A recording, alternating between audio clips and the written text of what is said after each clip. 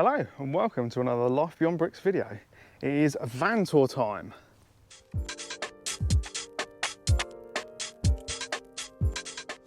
We've owned this for quite a while. It's our own van. We've bought this for we've owned it for 4 years and we haven't done a van tour yet. So we are in Germany. We are on, well, sort of a holiday. We're on an extended vacation. We're very proud and happy to have Adria actually with us for sponsoring this video, and it's going to be sponsoring the next few videos as well. They're along with the ride, which is I'm very excited with. So our van is a Sonic, so it's the fully integrated Sonic Access i600SP. So here it is in all its splendour. So I'll give you a quick tour around the outside of the vehicle. Here we have our freshwater fill up. We have 140 litres available to us in there. What I'll do is I will just open this. The garage is a little bit messy, but it's not a show pony. We are on holiday, so I'll open the other side. So this is our garage. I've opened both the doors so you can see it has both same size doors each side, so it makes it easy to load things in and out. We have had a small motorbike in here. At the moment we do have our 2 fold-up bikes just in here and various other apparel that we carry around with us that we think we may need and probably never will use, but it's in here anyway. And also the bed is height adjustable as well, so you can change how much space you've got in the garage and how low you actually want the bed. We run the bed relatively high because we prefer it quite high, but yeah, again it's another real good feature. Yeah, one of the things we love about this motorhome is the fact that the garage is absolutely huge. I mean, we had a lightweight motorbike in here which goes in through this side. I'll probably put a picture of that actually, of us getting the motorbike in. But yeah, the motorbike went in there and our 2 fold-ups actually sit on this little shelf here, and the girls could still get in and out of that door. So we had motorbike and 2 fold-up bikes here. So it's just absolutely stacks and stacks of room in the garage. And it is the heavy duty chassis as well, so it can take the weight. Next we have a very large gas locker. So we've got the 2 13.6 kilo gas bottles, ample room for those. And we've got a Gaslow system as well, so we use the LPG, which is great in this country because there's loads of LPG stations everywhere. Here we have the Truma vent, so that is just a vent for the Truma central heating. Oh, look at all the cobwebs. Obviously, that is the fuel. We don't have AdBlue on this one. It is a Euro 5 2016, Euro 5 Plus, so we're all good. We don't need to worry about AdBlue or anything like that. We do have a near side habitation door, and there you can see the girls. And then the front, under there, there's probably not a lot of point me showing you under here, but this is the 3 litre manual, so it's 180 brake horsepower, and it just pulls like a steam train. It's really, really good. I really like this engine, and we're fully self-sufficient in this van. We've got lithium batteries, solar panels, so we don't actually ever need hookup. We're absolutely fine for power. So now I will swap over to my glamorous assistant, and we'll show you inside. Did you call for a glamorous assistant? I'm afraid you've got me instead. Right, let's start the interior tour from the front and go back. Lovingly demonstrated by the girls. They're showing off the huge dashboard that we have because we've got an A-class motorhome. And one of the reasons that we actually chose this was exactly for this reason. We also chose this type of motorhome because we like the fact that you get this big open lounge area. So I've got here, I have a little ledge where I can put my coffee in the morning. You've got your big, I say obviously John behind the camera, the big ledge here, which also opens up to reveal loads of storage, also known as the man drawer, which I'm not allowed in technically, so I best get out. Underneath that also gives you more storage, so we've got a little pocket there, and as I said, it's perfect just in the mornings. You've got that nice big vista, and depending on where you're sitting, you can sit here, have a coffee and watch the world go by. So if we move back a little bit more, here we've got the fixed dinette table, and as you can see, we can work perfectly here. So one there, loads of room, perfectly good. It does also have an extension, so if you wanted to have up to, I think, 5 people, obviously we've had round here, haven't we, before? This is also under here where we have one of the litter trays for the girls. We get asked that question quite a lot, and this is where the hooded one lives. So it's not even in the way, because where our feet go, I mean, I can't even touch the floor properly anyway, so where our feet go, it's not in the way.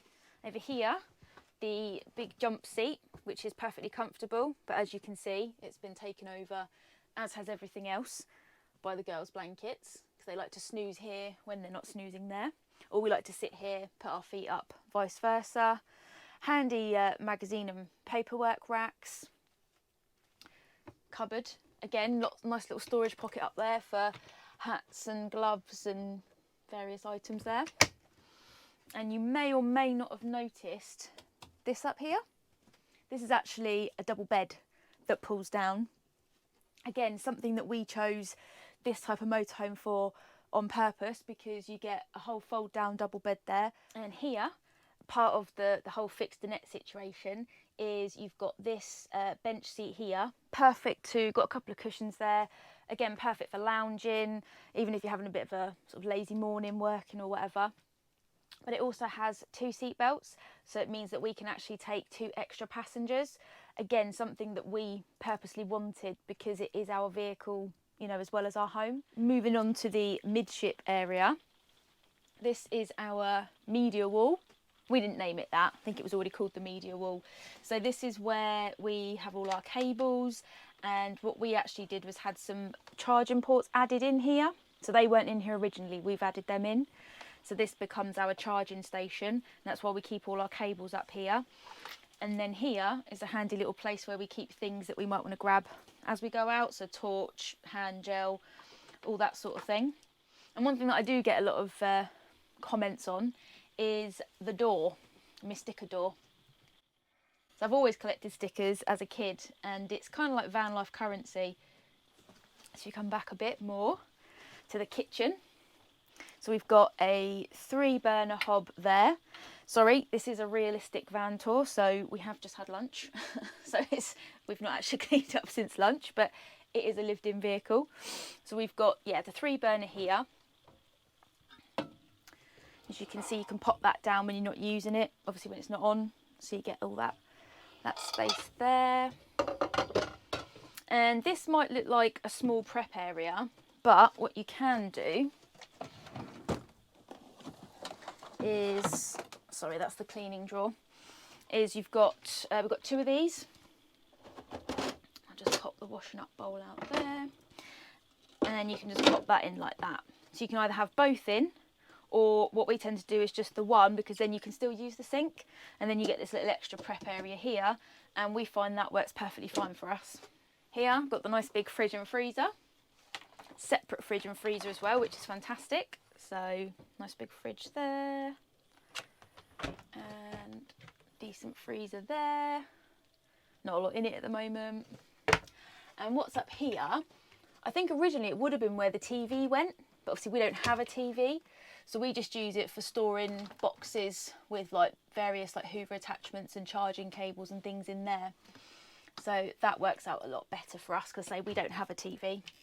Lots of cupboards up there, so four nice big cupboards, and they all have shelves in, so we haven't had to actually add a lot of storage to them. They're perfect. Again, the girls have more stuff in here than we do. They get an entire cupboard as well, full of all their stuff. Medicines and leads and combs and stuff.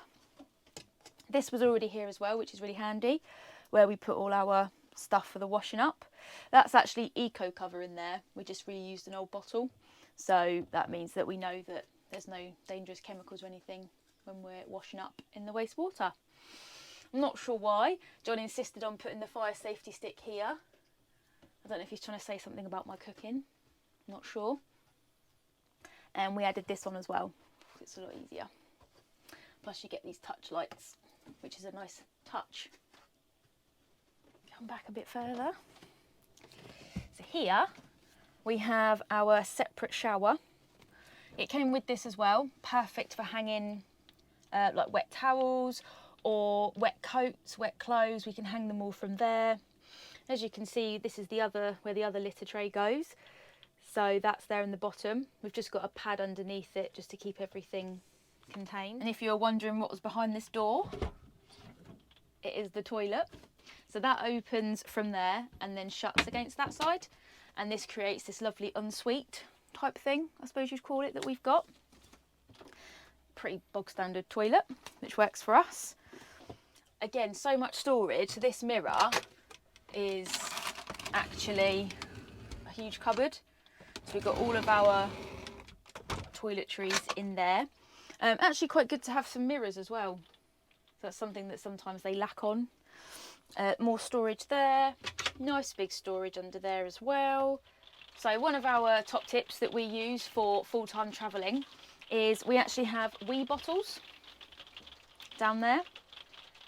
So that extends the life of the toilet cassette for us, because if you were to use that exclusively between two of you, that would be full in like a day, maybe 2 days, you know, depending on where you are and what you're doing. So we have those bottles, which means that obviously we're not using that. Here we go, so just finishing off the toilet bathroom area. These were already installed, which is really handy. So I've got my beloved Gizo dressing gown there, which I use obviously when I shower and if I'm lounging around in. That's fantastic. And then these we added in ourselves, which are perfect. And then there's also more storage up there. So as well as having this as a partition, we do also have another partition, if we so wish.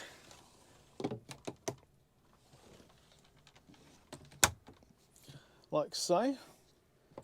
So if you are using it as a 4-berth and you want a little bit of privacy, you do have that little privacy curtain there as well, which is a good little feature. Click that back there. We do also have a full wardrobe here, which you use for all your clothes. Probably can't see because it's quite dark. It's a bit dark, I must admit. Yep. And then we have quite a nice... Whoa! No, we're not showing in there. That's my underwear drawer. Okay, fair enough. And this obviously is the hatch into the little girls area, little garage. Oh, and we do also have another little storage area here. And there is also more storage under the steps as well. And it does go all the way back down into there. It's quite a deep, useful storage actually. So yeah, we run the bed at this height. We find it's quite comfortable for us to get in and out, and it's low enough as well for us to still sit back against the rear wall. If we want to work up in bed, we can still sit quite nicely. You can still sit up as well, because we're quite short on the body, so I suppose we're quite lucky with that.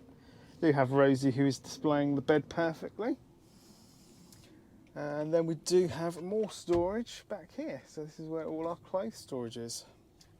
We get 1.5 each before anyone questions it. Yeah, 1.5 each.